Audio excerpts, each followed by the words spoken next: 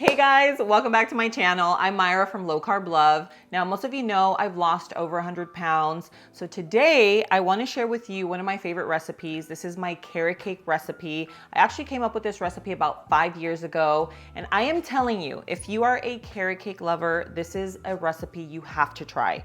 You would never know that it's low carb, it's sugar-free, but I'm telling you, it has the texture and the taste of the real deal, okay? So I actually just opened up my Thrive box. I picked up a few ingredients that we're gonna need for this recipe and then a bunch of snacks. So I love using Thrive. I don't know if you know about Thrive, but Thrive is an online membership market. So everything's delivered to my door. I'm guaranteed a savings. They have something for everyone. So whether you're paleo, if you're keto, if you're vegan, they have snacks, they have sauces, they have a lot of things that you would usually go to like different stores. I literally go online, choose everything that I need, and boom. Now, let me show you some of my favorite items in case you're a snacker just like me and you're also gluten-free. If you love pretzels, these are absolutely amazing. They're by FitJoy. Siete, you already know I've been a huge fan of Siete forever because all of their stuff is fried in avocado oil.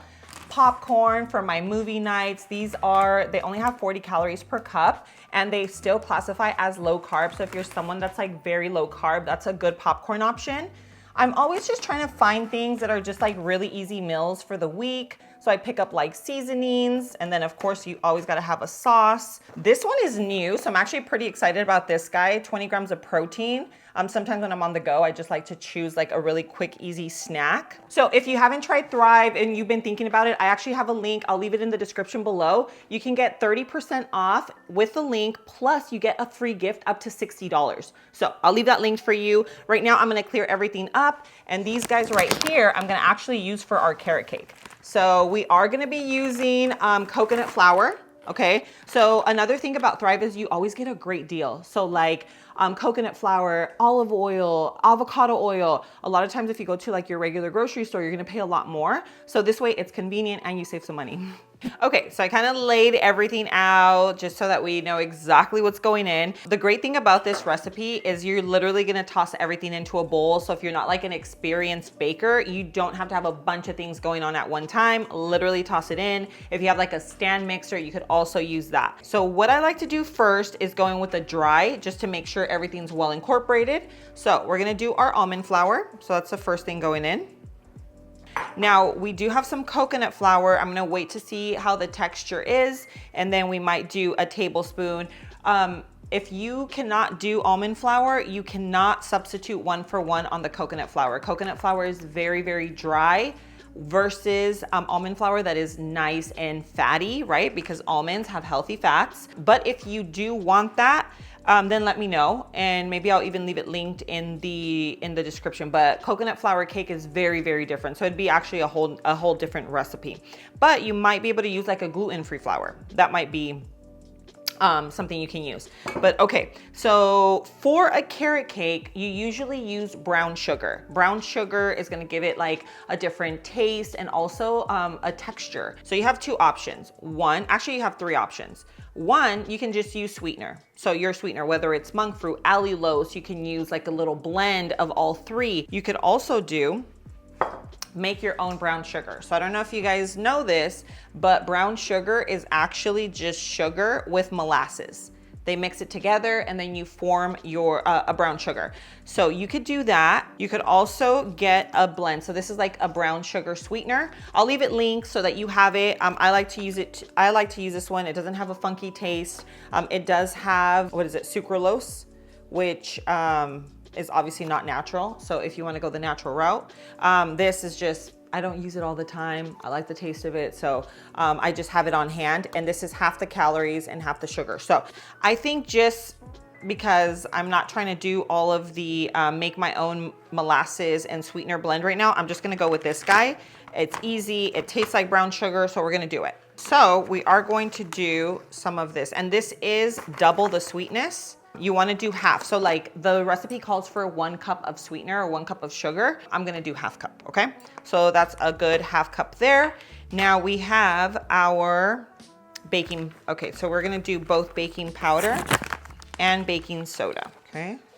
Teaspoon there. Okay. And our baking powder. And we're always going to do a little pinch of salt.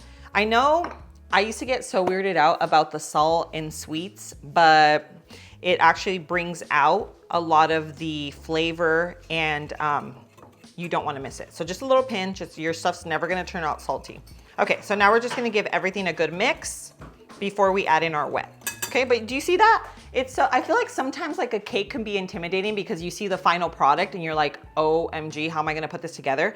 Literally just toss in the ingredients, give it a little mix. You actually don't even have to give it a mix because we're gonna literally mix the whole thing, and there's no gluten in this. Like if you ever hear people say like, don't over mix, it's because the gluten gets activated and then you end up with like a gummy, super dense cake, which of course nobody wants. But in this case, you actually don't even have to do that. I'm just so used to always mixing, kind of mixing the wet, mixing the dry and then adding the wet. So that's all. Okay, so before I add everything in, we're gonna do our butter. I know that's a lot of butter, but guys, trust me, this is gonna taste like the real deal, okay? It's gonna be worth it. And you're not gonna sit down and have the whole cake. You're gonna have a slice.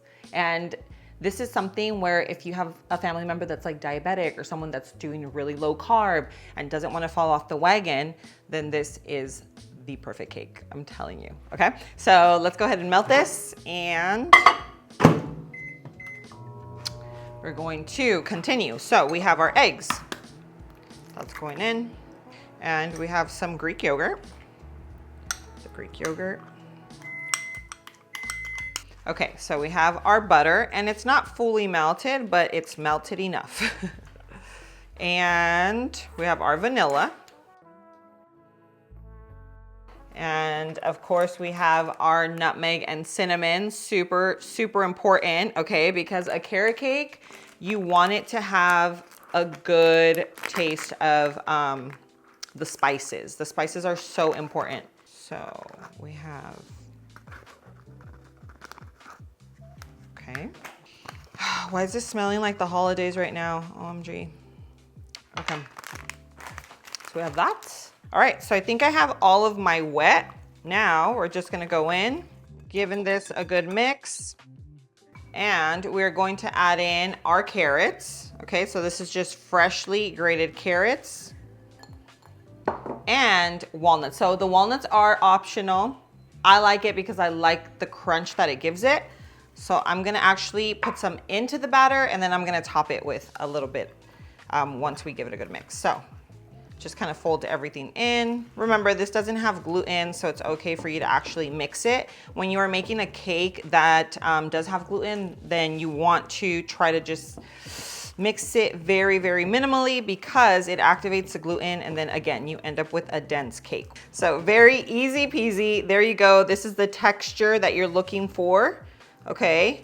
And now we're gonna put it into our mold. So you can use any mold. I like to use silicone just because it makes my life easy. It doesn't stick.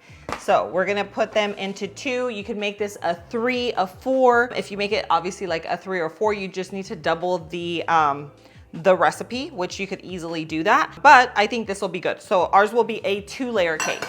And now I'm gonna place these on a tray just so that it's easy once we get them into the oven to place in and out.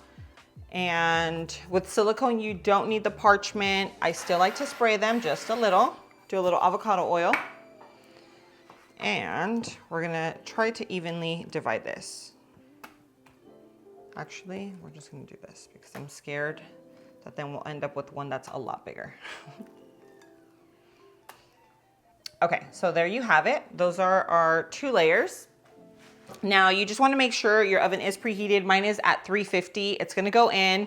I'll probably check it in about 20 minutes, see where it's at. Sometimes if it starts to brown a little too much, you can cover it. But the total baking time should be roughly about 30 minutes or until you do it with a toothpick and that little toothpick comes out clean. Okay. Okay, so now what we're going to do is make our frosting. So the frosting is, in my opinion, like the best part. For me, a good carrot cake has like a cream cheese frosting that's not too sweet, that's just like buttery and just like, I don't know, it just like brings everything together, okay? So this frosting is made with brown butter, okay? So if you don't wanna brown your butter, just use regular butter, but I feel like it really adds to the flavor. So we're gonna do a stick of butter. And we're just gonna let this brown. And you can use salted butter, you can use unsalted butter. I like using salted butter. I feel like it just adds to the flavor, but you can control your own butter, control your own destiny by using unsalted and then just salt to taste. And I have this at like a medium heat. You could do like a medium low, but we have this at a medium heat. It's probably gonna take about 2 minutes to get it to like a nice, kind of like an amber color. Okay, so I'm gonna go ahead and turn off the flame. Now, I don't wanna cook it anymore because this is already the perfect color. You just wanna make sure that you're mixing it so you don't miss it. And now it's gonna have to cool. And this little frothiness that you see up here, totally normal. It's just from the butter, it's from the milk. So we're gonna let this cool, and then I already have everything set up. I have my cream cheese softened. It just needs to be a little softened so it's a little easier. You don't have to because it's gonna go into the stand mixer. And then we're gonna do a little vanilla, a little sweetener. Guys, I'm telling you, this cream cheese frosting, you could literally eat it alone. Like that's how good it is. So anyway, let's let this cool and then we're gonna make it. All right, guys, so I've been checking these little guys and I ended up baking exactly 35 minutes, did the toothpick test, and they're perfect, okay? So I'm gonna let these cool just right here.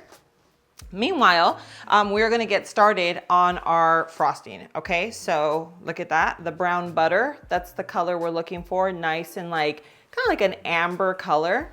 Okay, and then we have our softened cream cheese. Now, for the frosting, you can use, again, you're just gonna use your favorite sweetener. That's what I'm gonna say. Use your favorite sweetener, whatever you use, coconut sugar, brown sugar, allulose, you can use whatever. Whatever you typically use, you'd use this for this. To keep it low carb, I will leave like an allulose down in the description if you don't already have one, so that you can grab that. And then, of course, some vanilla and salt, okay? So first things first, we're gonna add in our softened cream cheese. Now, you don't want it to be melted, but it's really important for it to be softened, okay? So just make sure, this is pretty much, let me just show you the texture we're looking for. So it's just gonna be very, very creamy, something along those lines. Because you know, cream cheese is usually nice and firm. So you want it to be nice and soft. So first step, before you add anything into it, we are going to get some air into this. So we're gonna whip this for about 2 minutes. Okay, so our cream cheese is nice and whipped. This is kind of like what we're looking for. It just looks like nice and smooth. Think of just like a more airy cream cheese, like a whipped cream cheese, okay? So now what we're gonna do is add in the rest of our ingredients. Now again, you can use your sweetener of choice. Just because we're already adding the brown butter, there's gonna be color in it. I'm like, guys, let's just go in with our brown sugar sweetener. I just want to be really careful with this because it is so sweet. Like this stuff is really, really sweet. Now, if you are using like an allulose, if you are using like some type of erythritol or like a mixture of them, then I would go in probably like 3/4 of a cup. Maybe start off with like a 1/2 cup, try it, make sure it's to your liking, just so that you're not like, you know, you could always add more sweetness, but it doesn't really work the other way around. So we're gonna do that, a little pinch of salt to bring out the flavor. We're gonna do a little vanilla and our brown butter. Mix everything up and our frosting is done.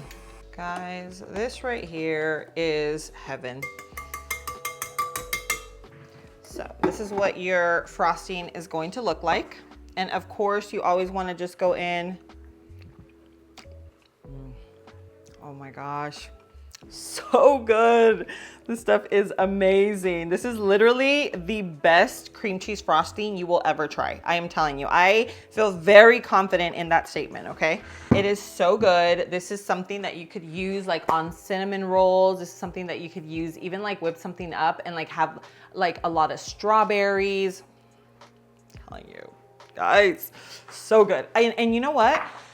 I know the brown butter, like browning the butter does take a little longer, but it is so worth it. It gives it like a real depth of flavor. I feel like butter is just delicious, period. But if you have tried brown butter and you've tried making it, you know what I'm talking about. Like what it smells like is what it tastes like. And it definitely, it follows through and it pulls through in the frosting. So do not skip that step if you don't have to. Now, if you do, then it's still gonna be delicious because it's gonna be nice and creamy and sweet. But I'm telling you, the brown butter definitely pulls through. So now I'm gonna check on my cakes. We've been letting them cool. I actually put them in the freezer for just a few minutes to kind of speed up the process. So I'm gonna make sure that those are nice and cool. You do wanna make sure that your cakes are fully cooled because you will melt this. And we don't want we're not making tres leches here, okay? You want it to sit nicely in between the layers and then all around, okay? So let's check on that. And then once we're ready, we're gonna start to frost. All right guys, so we have our cake stand. Our cakes are now fully cooled off. And this is what I mean. Look at how easy the cakes just literally come off. Like silicone, I'm telling you, is the way. So what I'm gonna do is we're gonna put our first layer down. Ooh, look at that. That's what I'm talking about. Okay, so we're going to frost a little bit of that. We're gonna put some of our frosting right in the middle. Now, in terms of how much frosting you put in the middle, it's just personal preference. I want there to be like enough for you to see it, not so much where it's just like too much. Just want there to be a nice little layer, especially when you cut into it, then you're gonna be able to actually see it.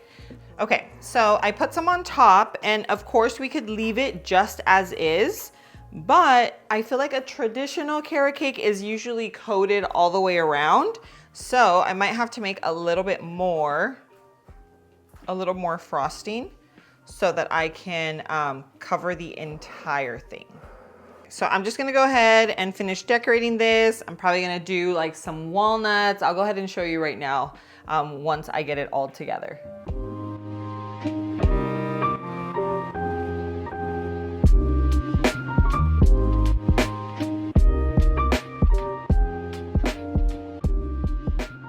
All right guys, so take a look at our beautiful carrot cake. I feel like this is really like the easiest way to go about decorating it. Unless you're a professional cake decorator, you're probably gonna take a lot of time just to try to get it perfect. And I feel like this is very rustic. It also, I feel like with carrot cake, I don't know, it just gives me like a rustic vibe. And so I just did all the nuts. So these are roasted pecans. They already came, like they're the little pieces. I got them from Traders. And then we just did some carrot right in the center. And I feel like you can tell it's carrot cake. It just, you know what I mean? I feel like overall, this is just the look that I would personally go with. I feel like it's easy and it looks beautiful. What do you guys think? Be honest. Tell me your honest opinion on this. But I think the most important thing here is gonna be the taste. So let's go ahead and cut into it and see what a good slice looks like. Okay, I'm trying to get the perfect piece.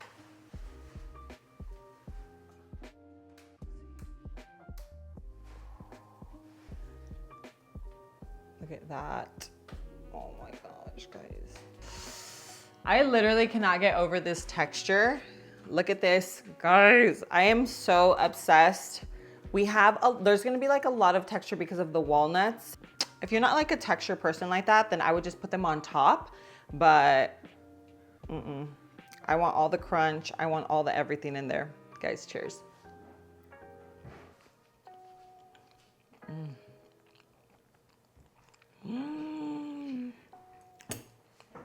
Wow. This could be sold like at the mall, at a cake shop. You cannot tell this is a gluten-free cake. It has the texture of a traditional carrot cake. It is not dry, it is not wet. It has a crunch from the walnuts. It also has high protein. I think it's just like across the board, knowing that this is low carb, knowing that if you're on a weight loss journey, knowing that if you are trying to stay low carb, you can actually enjoy a piece. Now, guys, you're not gonna go and eat half the cake. I'm sorry. Yes, it's delicious, but it doesn't work that way. If you are on a weight loss journey or you're trying to watch what you're eating, trying to just make healthier choices, this is a great alternative to a traditional carrot cake, but you also need to be mindful, right? We're gonna be mindful here. You're gonna have a small slice, enjoy it, and call it a day. The fact that you can have a cake that tastes like the real deal and still stay on track is priceless to me. You know, I've been there, I've done that. I know what it's like to be on a weight loss journey, and things always taste nasty. So this is delicious. If you love carrot cake, you have to try this recipe. This is probably one of my favorite cakes I've ever made. I'm a carrot cake lover though. So I think just the cake, the frosting, it's just the perfect balance of deliciousness. Okay, so anyway, the recipe will be in the description below for you. I try to link everything from the sweeteners to little things that I use that I feel like are a little bit more difficult to find at your local grocery store. I will leave them linked. But guys, if you like this video, if you like this idea, then of course, show me some love. Go hit that like button.